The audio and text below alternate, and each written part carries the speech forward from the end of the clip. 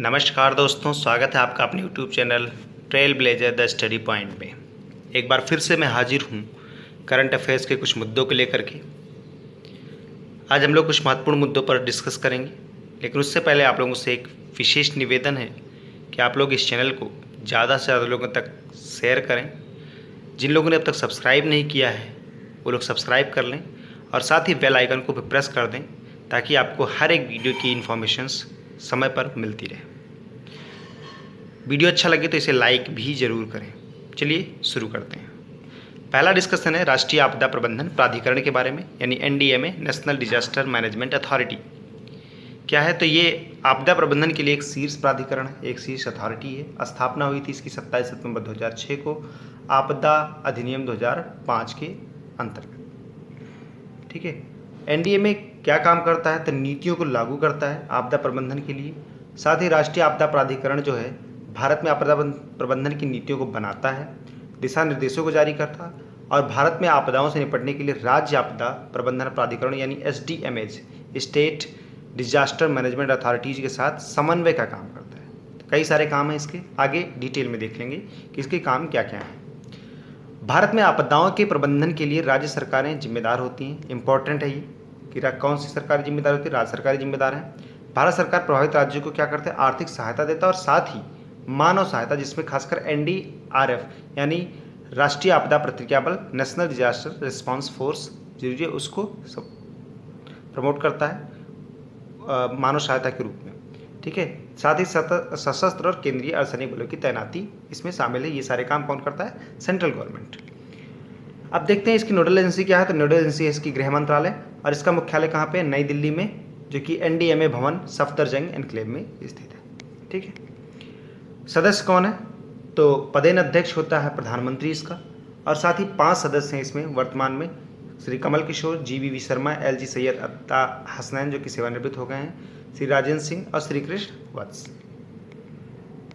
आपदा प्रबंधन अधिनियम 2005 की धारा 2D के अनुसार हम लोग देख लेते हैं कि आपदा किसे कहते हैं। तो आपदा का अर्थ है किसी भी क्षेत्र में प्राकृतिक या मानव निर्मित कारणों से होने वाली घटना, दुर्घटना, आपदा या गंभीर घटना या दुर्घटना या लापरवाही से जिसका परिणाम स्वरूप मानव जीवन का पर्याप्त नुकसान होता है या मानव पीड़ा या क्षति होती है और संपत्ति का विनाश या क्षति या पर्यावरण का क्षरण होता है, तथा वह घटना ऐसी प्रकृति और परिणाम की हो जिससे उभर पाना प्रभावित क्षेत्र के समुदाय की क्षमता से परे।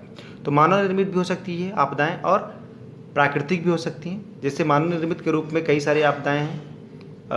अभी जैसे कि एक आपदा थी विशाखापट्टनम में, जो गैस लीक हुआ, वो मानव निर्मित थी। और दूसरी चीज़ें जैसे बहुत सारी अन्य आपदाएं हैं, जैसे अभी अम्फान तूफान आया, इसके अलावा कोविड-19 चल ही रहा है। तो ये सारी आपदाएं जो हैं ये प्राकृतिक हैं। अब कोविड-19 के बारे में अभी कुछ क्लियर नहीं हो पाया कि प्राकृतिक है कि मानव निर्मित है, लेकिन अभी तक जहाँ तक माना जा रहा है प्राकृतिक ही है। ठीक है। आगे देखते हैं, जांच के बाद पता चलेगा कोविड-19 कैसी आपदा है। राष्ट्रीय आपदा प्रबंधन प्राधिकरण के कार्य यानी functions of the national disaster management authority NDMA। आपदा प्रबंधन पर नीतियां बनाना पहला कार्य है इसका। इसके अलावा आपदाओं से निपटने के लिए राष्ट्रीय योजना को मंजूरी देना। राष्ट्रीय योजना के अनुसार भारत सरकार के मंत्रालयों या विभागों द्वारा बनाई गई योजना को भी मंजूरी देना। नेक्स्ट कार्य आपदा की रोकथाम या इसके प्रभावों को कम करने के लिए दिशा निर्देशों को बनाना और दिशा निर्देशों का पालन भारत सरकार के विभिन्न मंत्रालयों विभागों द्वारा किया जाना चाहिए। ये भी श्योर कौन करेगा? आपदा प्रबंधन मैनेजमेंट अथॉरिटी। राज्य प्राधिकरणों द्वारा आपदाओं से निपटने के लिए राज्य योजना बनाते समय राज्य प्राधिकरणों के लिए दिशा निर्देशों को बनाना। साथ ही प्राकृतिक आपदा के प्रभाव को कम करने के लिए धन परिव्यय की सिफारिश करना। आपदा प्रबंधन नीति और योजनाओं के प्रवर्तन और कार्यान्वयन पर समन्वय स्थापित करना। इसके अलावा आपदा की स्थिति से निपटने के लिए क्षमता निर्माण को विकसित करने, आपदा को रोकने के लिए उचित उपाय करना। राष्ट्रीय आपदा प्रबंधन संस्थान यानी NIDM के कामकाज के लिए नीतियां और दिशा निर्देश बनाना। और लास्ट है कि केंद्र सरकार की विदेश नीति के अनुसार घातक प्राकृतिक आपदाओं के दौरान पड़ोसी देशों जो नेबरिंग कंट्रीज हैं को आवश्यक समर्थन प्रदान करना। अगर हम लोग देखें, ये था हमारा नेशनल डिजास्टर मैनेजमेंट अथॉरिटी। इसके बारे में देखें तो ये देश में प्राकृतिक आपदाओं से निपटने के लिए एक विशेष रूप से समर्पित संस्थान है और मेंस के टॉपिक में खासकर इम्पॉर्टेंट हो जाता है डिजास्टर मैनेजमेंट, आपका स्पेशल टॉपिक है, तो इसलिए ये टॉपिक आपके लिए बहुत ही महत्वपूर्ण है। आगे बढ़ते हैं। दूसरा न्यूज़ है भारतीय मूल के आभास झा जो हैं वो विश्व बैंक में अभी ये अर्थशास्त्र से संबंधित अर्थशास्त्री हैं। दक्षिण एशिया के लिए इन्होंने अभी क्या बनाया गया, इन्हें जलवायु परिवर्तन और आपदा प्रबंधन की जिम्मेदारी सौंपी गई। तो ये न्यूज़ भी आपदा प्रबंधन से ही संबंधित है।